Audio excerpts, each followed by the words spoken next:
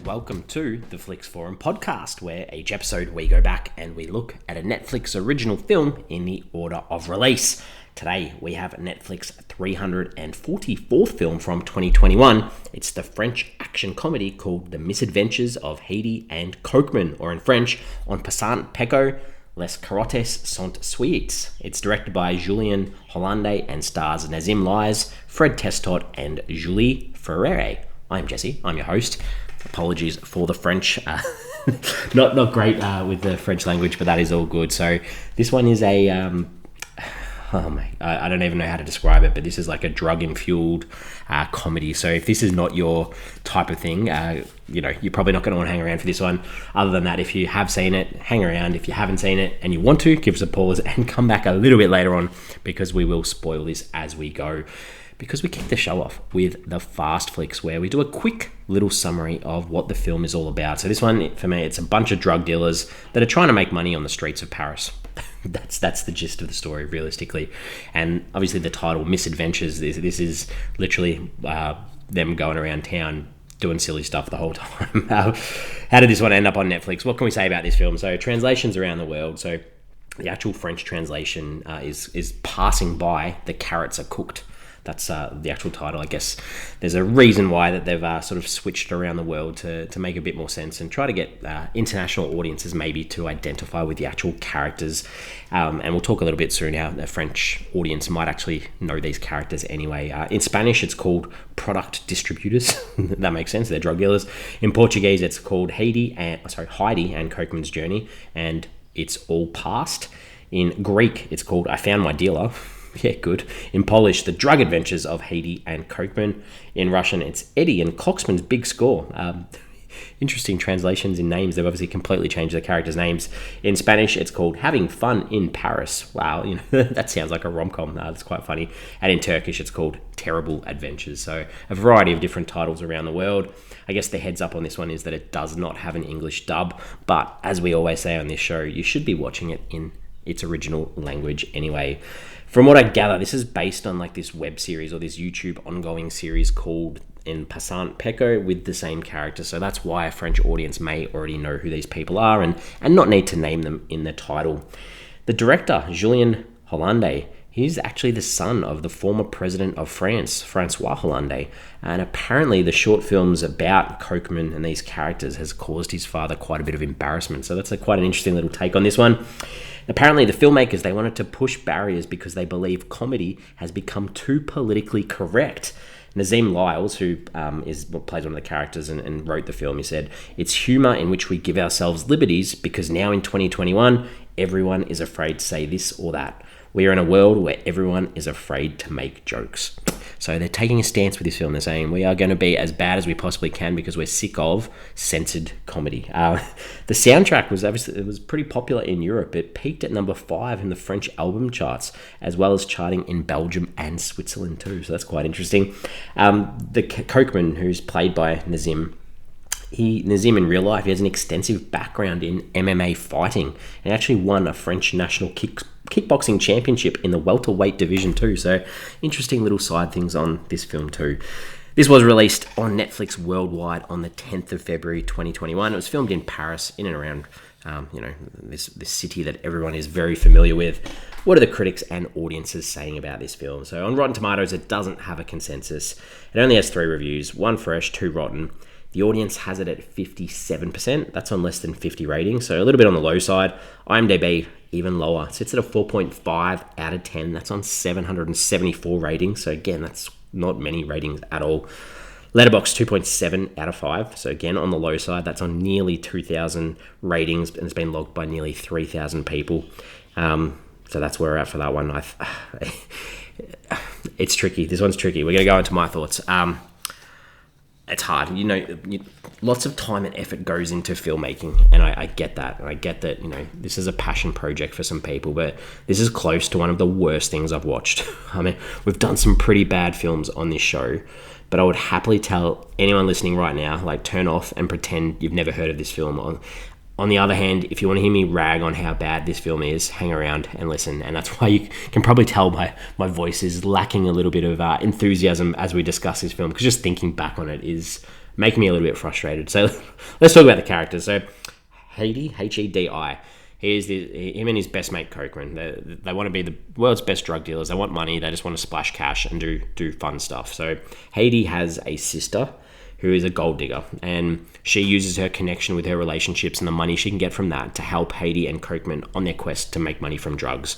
And I guess Cokeman is his best friend, and all we really know about him is that he's super keen on Hedi's sister, and he's a complete moron. Both these guys are morons, to be honest. We've got Svetlana, who we'll talk about Arsene. Arsene is... he's a drug lord, and he's the new husband of Svetlana, who is Heidi's sister, and he hates Hedi and Cokeman, and he doesn't have the balls to do anything about it because he's so head over heels with Svetlana.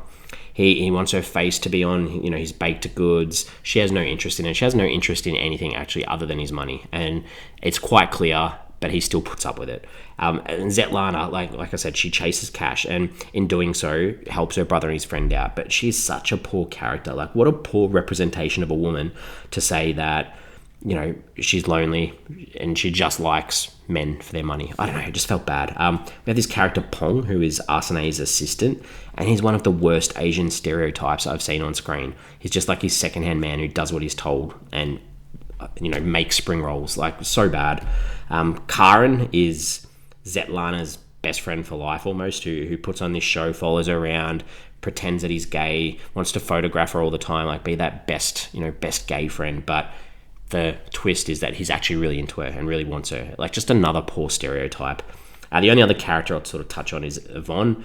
She's this old lady who becomes this random love interest for Hedi and ends up ripping them off. And that's it. Like, there's no further context to talk about more characters or what they... Because I'd just be listing them without actually telling you anything about them, who they are as people. The director, Julien Hollande, 3 directing credits, including this TV miniseries and another Netflix film called All Time High. So, obviously, based on that title too, you'd probably think he's sort of into drug films. What did I like in this? What didn't I like? There's one scene that I got a giggle out of, and that was when Pong, at the end of the film, he switches the drugs to rip off Arsene, and the cops come to bust him, and they open the bags, and inside there's some kids. That was quite funny. But the rest of it, this is going to be a rant. So hold on to your pants. This is going to be a rant. And obviously, as you can tell from this film, it's going to include some language and some inappropriate things. But things that didn't work for me, the first drug deal is these losers. Like, these losers, Hedi and Cokeman, they're losers. They stand on dog turds, and then they try to sell them as actual drugs. They're trying to sell poo to people. Like, how is this funny? We see that Arsene, he sits with Hedi and, wants to talk about the drug dealings, and he tries to tell him about all the sexual stuff he does with his sister. Again, not funny. These guys, and when I say these guys, I'm talking about Hedi and Cokeman, but these guys, they have a car load full of drugs. They get pulled over by the police, and they just beat the cops up and drive off. Like, okay. There's this guy called Edwidge, who is Cokeman's neighbor. He's in the film very, very small amount, and he's sort of left to sell drugs for them outside their apartment. And then he gets his face bazookaed off by a drug lord, and this becomes this running joke about this body without a head, which isn't funny. And then they hold his dead body and laugh about it. Like, not funny. I just have to reel off some of the poor lines from this film too, I guess. Like, there's like, old man, you dress like a pedophile. Your mum's a whore. Which one of you will blow me first? I've loved dick since I was a kid. I'll put my balls on your forehead. Calling people homos. I'm a dyke, bro. 2021. These lines should not be in a film. They are not funny. There's this scene where there's this security team put together. They're called the Van Fluten Gang. They're all partying, smoking with guns. Then there's this weird breaking the fourth wall moment where the most respected actor in the film questions why he agreed to be in this shitty movie, and he's ashamed. But he then has the balls to be racist and call this security crew, who are all black people on screen, Zulus, and calls out their music about being bad. Like, what world are we living in France if this is humour? Cokeman, he goes to save Svetlana. She's been locked in her room, and then he shows her his erection, and then she leaves. She's not interested. And then he plays with it, and then he uses his penis later on to fight police, and then says to them, "Now you have AIDS." Seriously, this is woeful. These guys, they laugh when one of their crew is put on a conveyor belt into an oven. How is that funny? Pong, he gets ditched by Svetlana at the end because she thinks he's got the drugs and the money. And the only line of dialogue that they could think of for him to say was, "I didn't even get to touch her boobs." Oh, so funny. And finally, like the final scene, the boys, they get locked up in jail. So, okay, nice. We actually see that they have consequences for their actions. But Cokeman has a good sell because he says, my ass is Route 65 and he's sleeping with all the guards and Hedi isn't. So he tries to sell his body and the guards say, no, not interested in your ass. And then he's like, I'll blow you for a Game Boy. Like, that's the last line of a horrible film. Horrible film. What are some themes, some ideas? I mean, there's no respect, integrity, or honesty in the drug world. I guess we can finish off and say that, these guys are true friends till the end, but the positive you can take out of it is that criminals have to face consequences. I'm really stretched here. Like, seriously, there's very little to take away from this film. But in saying that, what did I sort of take away? I think that the fact that Netflix put their name to this shocks me. I honestly think no one at Netflix headquarters has seen this film or even knows about it, because I think they'd pull it if they did.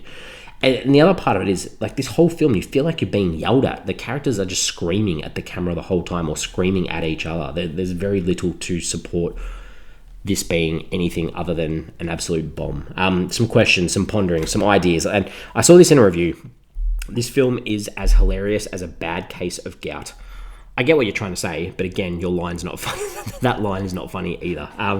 The other sort of thing that sort of annoyed me, I guess, they form this drug dealing crew and they prey on struggling citizens in society. Like, the boys get together, this crew including like college students and senior citizens and unemployment officers, so obviously government workers and artists. Like, what's the film trying to say? Because I don't get it. It was super frustrating. And this big drug that they make lots of money off, it's called Mango Mojo. I think is it a real thing? Like, this is way over my head and I'm not going to Google it and have it in my search history, but is this like a European sort of connection that I'm missing? And like, honestly, like, apart from that one little giggle with some kids in a bag, like, is there anything in this that made anyone laugh? I'm really interested to know. But I'm ready to wrap this up. We're ready to wrap this up. We give the film a rating out of 5. This is disgusting all the way. The stereotypes, the disgusting language, the slurs, it just made it really hard to watch. I don't care if the creators are trying to make a point about it being hard not to offend anyone anymore, because that would be fine if you used your crass humor to actually be funny. This isn't funny. Nothing lands. I really want to give this 0 stars, but I also use Letterboxd and you can't give 0 stars. So I'm giving it half a star out of 5. Do not watch this film. If you've listened, hopefully I've encouraged you enough not to watch it. We're on socials, we're on Instagram, we're on Facebook, and we're on X, formerly known as Twitter. The question I wanted to put out there, just to try and add some sort of critique to this film, is like, is the whole film, is it just one of their drug-fueled dreams? Did none of this actually happen? Is this them actually just sitting there, high as a kite, creating their own imaginative story? Maybe. I don't know. Maybe that's giving them too much credit. Okay, let's move on to next week. We're back next week. We do have another international film next week. This one's from Sweden, though. So it's a 2021 Swedish drama thriller called Red Dot. This one is directed by Elaine Darborg and stars Nana Blondell, Anastasio Slulis, Thomas Hansen, Johannes Barkunk, Khaled Mustonen, and Thomas Bergstrom. So, a thriller. Good. I'm excited. Hopefully it's not going to, it can't be as bad as what we've done today. So, apologies if you've listened the whole way through. I'm looking forward to seeing you next week.